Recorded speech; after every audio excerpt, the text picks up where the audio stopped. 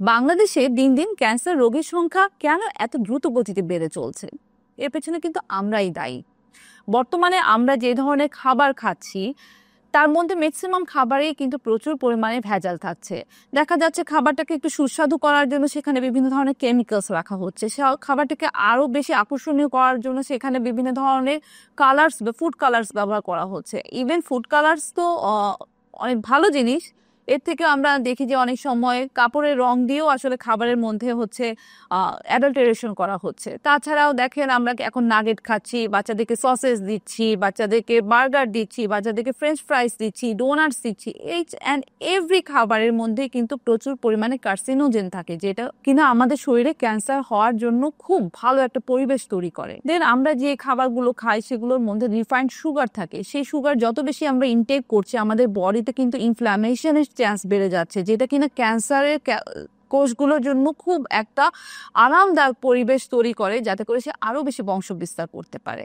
এরপরে চলে আসি, আমরা কিন্তু আমাদের যে বিজি লাইফের মধ্যে আমরা একদম নড়াচড়া করছি না। আমরা বসে বসে হয়তো কাজ করছি, আমরা হয়তো কম্পিউটার সামনে বসে মুভিজ দেখছি, আমরা হয়তো হচ্ছে কম্পিউটার সামনে বসে কাজ করছি। সেভাবে ফিজিক্যাল এক্সারসাইজ কি আমরা করছি না। তাতে করে হচ্ছে কি আমরা শরীর বেড়ে যাচ্ছে, আমরা ওবেস হয়ে যাচ্ছি। এবং ওবেস যদি একজন মানুষ যদি ওবেস হয়ে যায়, তার কিন্তু দেখা যায় যে বডিতে প্রায় 7 রকমের ক্যান্সার হওয়ার ঝুঁকি বেড়ে যায়। আমাদের মেয়েদেরকে ঠিক মতো হয়তো হিউম্যান প্যাপিলোমা ভাইরাসের বিরুদ্ধে যে ভ্যাকসিন আছে সেই ভ্যাকসিনের আওতাভুক্ত করছি না। আমরা হয়তো যে সরকার থেকে ইপিআই দ্বারা যে ভ্যাকসিনগুলো কাভারেজ হচ্ছে আমাদের বাচ্চাদেরকে, সেই ভ্যাকসিনগুলো আওতাভুক্ত করছি না, যার কারণে হচ্ছে তাদের মধ্যে বিভিন্ন ধরনের সংক্রমণ হয়ে ইনফেকশন হয়ে তাদের কিন্তু সেই ক্যান্সারগুলো হচ্ছে, যে ক্যান্সারগুলো আমরা চাইলেই কিন্তু প্রিভেন্ট করতে পারতাম। তাছাড়া আর কি আছে? তামাকজাত দ্রব্য।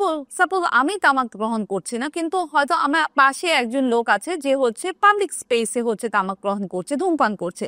সে তো তার নিজের রিস্ক বাড়াচ্ছে, তার সাথে কিন্তু আমার এবং আশেপাশে যত পরিচিত অপরিচিত মানুষ আছে তাদের মধ্যেও কিন্তু ক্যান্সার হওয়ার ঝুঁকি বাড়িয়ে দিচ্ছে। এছাড়া আর কি আছে? আমরা যে মাছ খাচ্ছি, যে মাংস খাচ্ছি, এগুলো প্রত্যেকটাই কিন্তু হচ্ছে খাবার। সেই মাছকে যে চাষ করা হচ্ছে, সেই মাছকে যে ফিড দেওয়া হচ্ছে, যে মুরগি বা ফার্মের মুরগি সে তাদেরকে যে ফিড দেওয়া হচ্ছে, এগুলোর মধ্যে প্রচুর পরিমাণে কেমিক্যালস থাকছে। সেই কেমিক্যালস কিন্তু সেই মাছের মাধ্যমে একটা সময় আমার বডিতে ঢুকছে। এবং এই যে ভেজালজাত যে খাবারগুলো রয়েছে সেগুলো খাওয়ার কারণে আমাদের বডিতে কিন্তু বিভিন্ন ধরনের কার্সিনোজেন তৈরি হচ্ছে, যার মধ্যে রয়েছে নাইট্রেটস, অ্যামাইন্স এবং আরো অনেক কিছু, যেগুলো কিন্তু আমাদের বডিতে যে স্বাভাবিক কোষগুলো আছে সেগুলো ডিএনএ কে মিউটেশন করছে, অর্থাৎ সেই ডিএনএ স্বাভাবিক চেহারা চেঞ্জ করছে। এবং সেই মিউটেশনের মাধ্যমে ধীরে ধীরে ধীরে ধীরে কিন্তু স্বাভাবিক কোষটি অস্বাভাবিক কোষে পরিণত হচ্ছে এবং আমাদের কি হচ্ছে? শরীরে ক্যান্সার বাসা বাঁধছে। সো চলুন আমরা নিজেরা সচেতন হই, সবাইকে সচেতন করি। আমাদের সচেতনতাই পারে এই যে ক্যান্সারের আগ্রাসন সেটিকে রুখে দিতে। ধন্যবাদ।